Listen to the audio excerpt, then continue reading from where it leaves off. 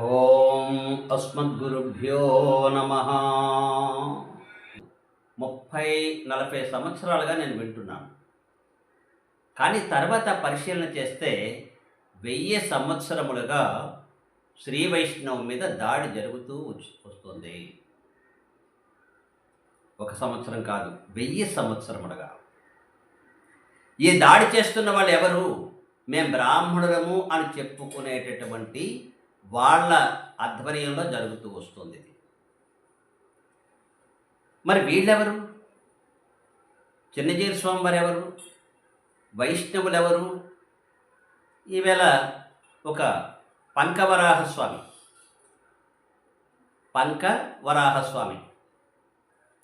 ఒక ఆయన ఏదో మాట్లాడుతూ వీళ్ళందరూ కూడా దళితులేనండి, పాంచరాత్రం నేర్చుకున్న వాళ్ళందరూ దళితులే, చిన్నజీర స్వామి వారు దళితుడే, రామానుజుల వారు దళితుడే అనడం మొదలుపెట్టాడు. మంచిదే, మేము దళితులేమే, స్వామివారు కూడా దళితులే, భగవద్ రామానుజాచార్యుల వారు దళితుడే అని చెప్పాడు ఆయన. ఎందుకు అంటే వాళ్ళ గురువు గారు ఉపదేశించినటువంటి మంత్రాన్ని, వారు పెట్టినటువంటి ఆంక్షను ధిక్కరించి దళితులందరికీ కూడా మంత్రోపదేశం చేశారట. అది లోపల బాధ. అది ఇప్పుడు కూడా అదే బాధ.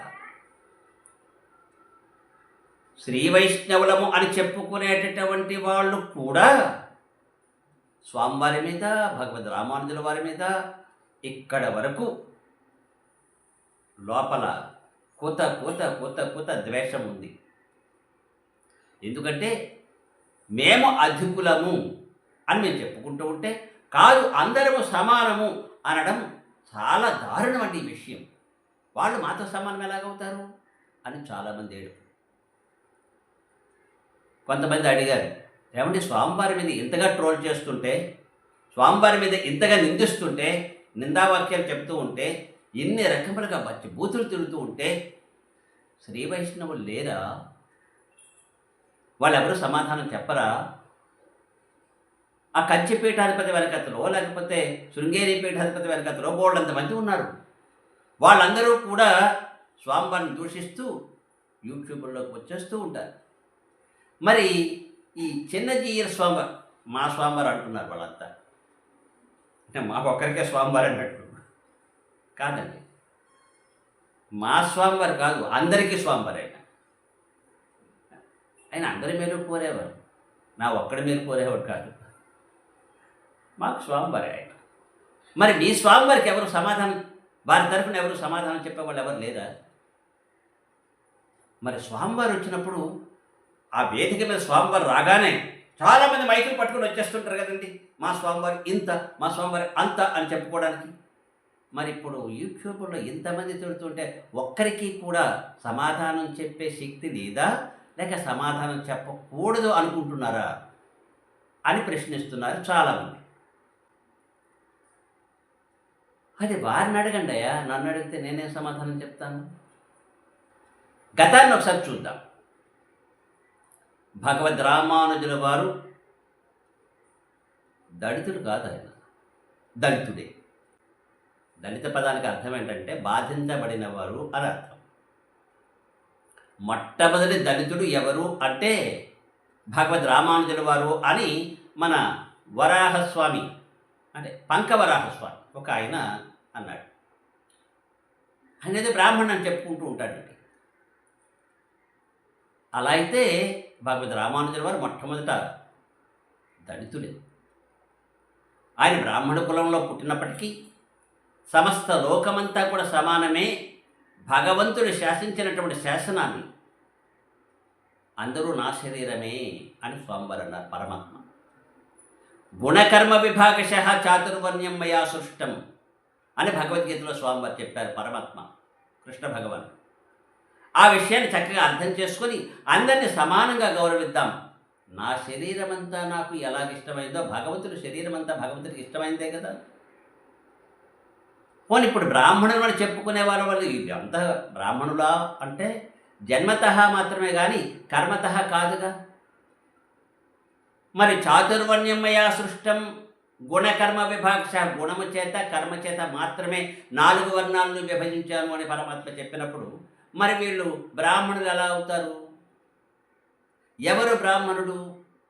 భగవంతుని మీద ప్రేమ కలవాడు బ్రాహ్మణుడు. ఆ మాట చెప్పకుండా స్వామివారు, భగవద్ రామానుజాచార్య స్వామివారు వైష్ణవ అని ఒక పేరు పెట్టారు. అంటే వీళ్ళందరూ విష్ణు సంబంధీకులు. వేవేష్టి, ప్రవేశించి ఉన్నవాడు, వ్యాపించి ఉన్నవాడు విష్ణు. ఈ ప్రపంచమంతా ఆయన యొక్క శరీరం. ఆయన శరీరాన్ని, భగవత్ స్వరూపాన్ని మనస్సులో ధ్యానం చేసుకుంటూ భగవంతుడికి చెందిన వాళ్ళము అని చెప్పి ఎవరైతే ఉంటారో, జీవిస్తారో వాళ్ళందరూ కూడా వైష్ణవులే. లక్ష్మీదేవితో కూడుకున్నటువంటి శ్రీ మహావిష్ణువుని మా స్వామి అనుకునేవాడు. వైష్ణవులంటే విష్ణువే పరమాత్మ, విష్ణువే శ్రీమన్నారాయణుడే ఈ జగత్ కారణమైనటువంటి వాడని ఎవరైతే భావన చేస్తారో వాళ్ళు శ్రీ వైష్ణవులు.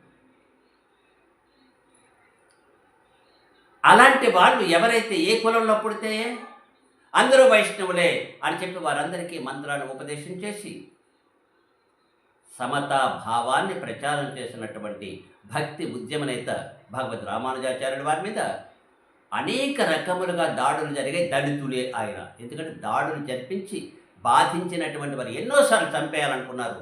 అలాంటి భగవద్ రామానుజాచార్యులు వారు దళితులు అంటే మేము ఒప్పుకుంటామండి. ఆయన సాక్షాత్తుగా శ్రీ వైష్ణవ స్వామి, ఆదిశేషుని యొక్క అంశావతారం, భగవంతుడే ఆయన. 6 గుణములు భగవంతుడికి ఏవైతే ఉన్నాయో ఆ గుణములన్నీ ఇక్కడ కూడా ఉన్నాయి. దానికి చాలామంది బాధపడిపోతూ ఉన్నారు. ఆయనే జగద్గురువు అనిపించుకుంటారు. అంటే గురువు అంటే శిష్యుల యొక్క అభ్యున్నతిని కోరుకునేవాడు. ఈ జగత్తులో ఉండేటటువంటి అందరి యొక్క అభ్యున్నతిని కోరుకునేటటువంటి వారు. వీడు బ్రాహ్మణ అని చెప్పుకునేవాడా? కాదా? వీడు హరిజన అని తొక్కబడినవాడా? లేక ఎస్సీ అని తొక్కబడినవాడా? ఈ తేడాలేం లేదు. సమస్తమైనటువంటి మానవాళి అంతా కూడా ఉన్నంత స్థితికి చేరాలి, భగవంతుడి యొక్క అనుగ్రహాన్ని పొందాలి అని కోరుకునే వాళ్ళు గురువు అవుతారు. అలాంటి గురువు ఒక్కరే మనకు కనిపిస్తున్నారు, భగవద్ రామానుజుల వారు. అది నేనన్నమాట కదా, మీరే ఆలోచించండి. ఎప్పుడైనా ఇంకొక ఆచార్యుడు ఎవరైనా ఈ మాట అన్నారా అంతకుముందు? వాళ్ళు భగవద్ రామానుజుల వారు మొట్టమొదట అన్నారు ఈ మాట. కానీ ఇది చాలామందికి నచ్చటం లేదు. ఎవరికి? కుదృష్టుడికి అని అనుకుంటున్నారు మీరు కదా. కాదు, ఇందులో శ్రీ వైష్ణవుడు కూడా ఉన్నారండి. శ్రీ వైష్ణవుడికి నచ్చటం లేదు. ఎందుకంటే వాళ్ళు కూడా అనుకుంటున్నారు కదా మేము అందరికన్నా గొప్ప అని. మరి ఒప్పుకుంటే ఆ గొప్పతనం పోతుందేమో, ఈ బాధ వీళ్ళకి కూడా ఉంది. అందుకనే స్వామివారిని ఇంతమంది తిడుతున్నప్పటికీ ఒక్కరు కూడా ముందుకు రారు. ఎందుకంటే వాళ్ళు అనవలసిన మాట బయట వాళ్ళు ఎవరో మాట్లాడుతున్నారు కదా, వారి చేత వీళ్ళే అనిపిస్తున్నారేమో నా డౌట్. స్వామివారు వచ్చినప్పుడు మాత్రం అక్కడ మాత్రం స్టేజ్ మీద ఎక్కిపోతారండి, స్వామివారి ఇంత అంత అని చెప్పడానికి. అవి బయటికి వెళ్ళవుగా. ఆలోచించండి, ఎవరు ఇందులో శ్రీ వైష్ణవుడు?